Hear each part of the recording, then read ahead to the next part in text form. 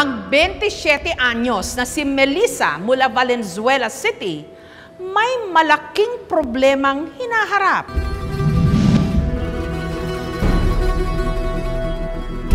May napapansin ka bang nag-iba sa iyong karelasyon? Si Erwin, unang naobserbahang nagbago ang pananamit ng kanyang misis na si Melissa. Noong nakilala ko siya, nagsusuot pa siya ng mga sisikip na damit, nagdi-dress pa siya.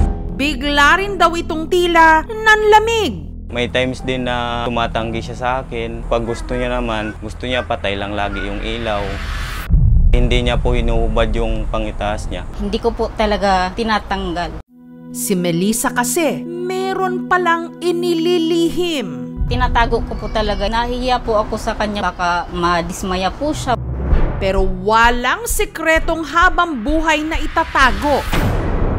Ang kaliwang dibdib kasi ni Melissa, normal lamang ang sukat. Pero ang nasa kanan, halos umabot na sa kanyang tiyan. Nung naghubad na po siya lahat ng pangitaas, nagulat pa ako. Dati po kasi hindi pa po siya ganito po kalaki. Kaya pa po siyang itago. Para po siyang papaya na yung sa tangkay niya po, medyo maliit po. Tapos pagdating po sa baba, doon na po siya malaki. Naawa po ako sa asawa ko.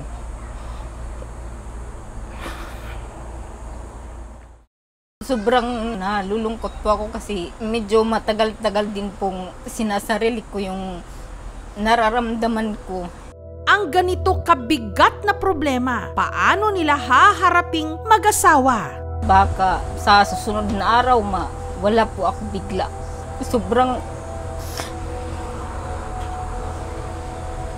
Sobrang sakit po.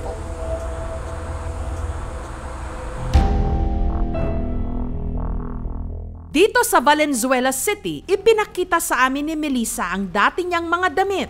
Ito po yung dati ko pong sinusuot pero ngayon po yung masyado na po siyang halata po sa kabila kaya tinatabi ko na lang. Ito po yata yung mga siya, ganyan po. Pero ngayon hindi ko na po siya sinusuot kasi kita po yung niya, yung dibdib niya. Sobrang nakakahiya na po sa kaya tambak na lang po. Dati po, yung mga medium size na t-shirt sinusuot ko kadalasan po. Ngayon po nasa large, extra large na po. Hirap din daw siyang makahanap ng angkop sa kanyang sukat na bra. Ito lang po yung na kasya po sa akin. Pag napupunta po siya dito lahat. Kaya parang oras-oras po inaano ko siya, inaayos po. Ito naman po, pang ko lang po ito, pang alis. Importante po kasi na may wire para mataas po siya. Doon po ako bumibili kadalasan sa ukay-ukay po kasi malalaki po yung size nila doon. Dati po, yung bra ko nasa 32 lang. Yung 38 nga po, hindi ko po maano kung kasya po talaga siya kasi pag sinusuot ko siya, malaki dito tsaka maliit dito. Madalang na rin daw siyang lumabas ng bahay. May tuwalya po akong nakalagay dito para hindi po mahalata. Nararamdaman ko po na nakatingin po sa akin yung mga tao. Parang ako yung pinag-uusapan. Napapansin na namin na tahimik siya. Siguro po talagang mahihain lang po si Ate Melissa. Sa bigat ng isa niyang hinaharap, madalas din daw siyang mangalay. Pag nagpapakarga yung anak ko, dito lang po. Pero pag nangangalay na po, inaangat ko po yung isa para makarga ko po siya dito sa kabila. At kapag siya'y dinadatnan, sumasakit po siya, lalo na po pag pagod po ako, kumikirot po siya, lalong-lalo na po pag gabi. Meron din daw siyang nakakapangbukol dito. Hindi ko lang po matukoy kung ilan po, pero para kasing magkakabit-kabit. Pero ang ikinababahala niya, ang pagsirit ng kung anong likido sa isa niyang dibdib. Kaya, 1 taon na rin daw niyang hindi napapasuso ang kanyang anak. Feeling ko po parang gatas din naman po siya pero may halo siya na liquid, dilaw. Wala naman po siyang amoy, kaya lang siya malagkit para po siyang nana. Namamasukang kasambahay si Melissa. Si Erwin naman, factory worker. Nakita ko po sa mukha niya na nahihirapan siya pagtanggal ng damit kasi sumasabit nga yung breast niya. Nahihiya po ako sa kanya. Kasi po naawa po ako sa asawa ko.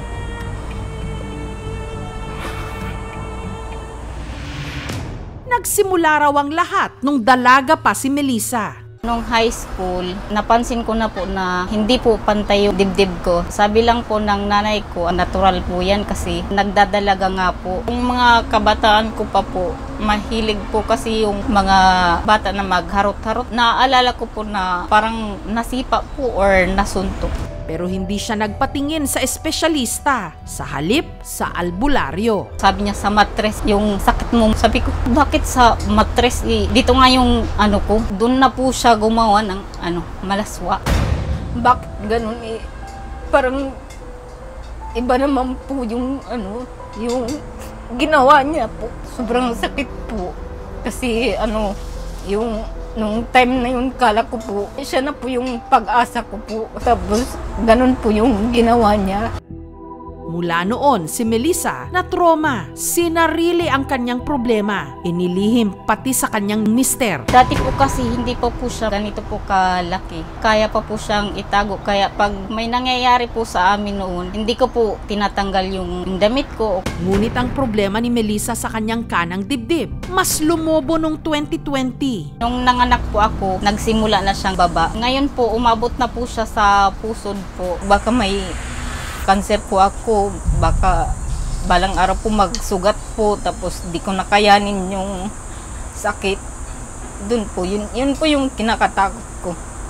Kaya ipinagtapat na niya sa kanyang mister ang kanyang dinadala. Nagulat pa ako, pinapicturean niya po sa akin kasi po i-send sa KMGS. Napanood ko po kasi sa KMGS na may natulungan kayong katulad sa sakit ko. Naisip ko po kasi yung anak ko. Gusto ko po na maalagaan ko pa po siya ng matagal. Naisip ko po na baka sa susunod na araw wala po ako bigla. Sobrang sakit po. Sinamahan ng aming team sa National Kidney and Transplant Institute Breast Center si Melissa para sa kauna-unahang pagkakataon magpakonsulta sa isang surgical oncologist.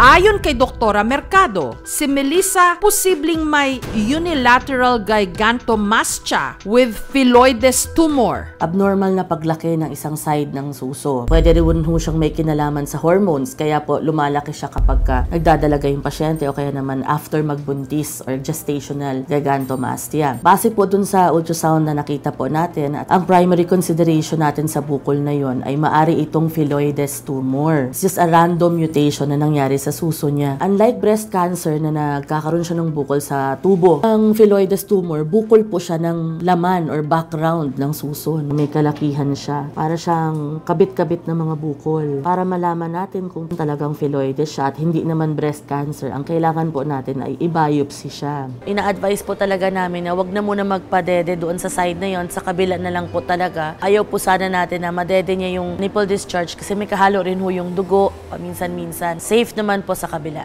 Ang kailangan daw malaman ngayon kung benign o malignant ito. Kaya sasailalim si Melissa sa iba't ibang laboratory tests. Ang gigantomastia, mammoplasty lang sana yan. Pwede nating paliitin yung suso. Pero dahil meron din po siya ng phylloides tumor, ibabiopsy po natin. Maari din ho siyang malignant phylloides kung saan lumalaki yung bukol sa parenchyma ng breast pero may capacity po siya na pumunta na sa baga. Kung talagang ganito lang ho yung bukol na nakakapa natin sa kanya, pwede na rin ho natin isabay yung surgery niya for the reduction mammoplasty. Pero kung talaga hong entire breast yung involved, kakailanganin niya mastectomy na po with plastic reconstruction. Pag sa biopsy lang po muna tayo, dahil yun naman po ang una niyang kailangan, nasa mga 18,000. Kasi pagka reduction mammoplasty, madalas po pinapahanda namin sa pasyente na nasa 200 to 250,000. Nung sinabi po ng doktor po na may tumor, na takot po ako, sana po maagapan po. Sana po may tumulong po ng mga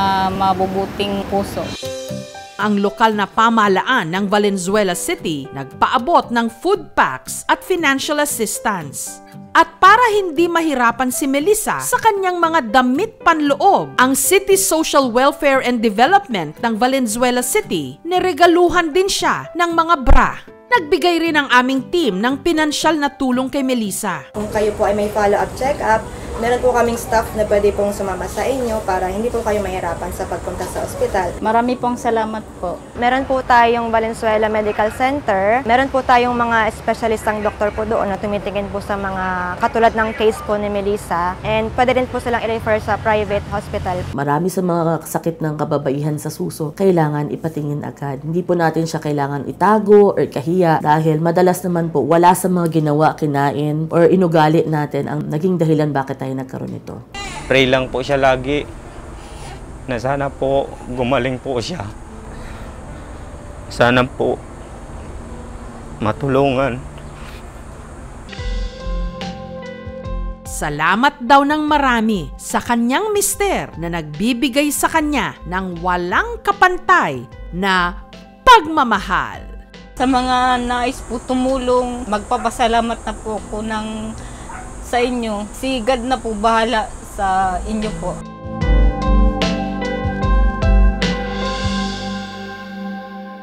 Thank you so much mga kapuso. Kung nagustuhan niyo po ang videong ito, subscribe na sa GMA Public Affairs YouTube channel. Don't forget to hit the bell button for our latest updates.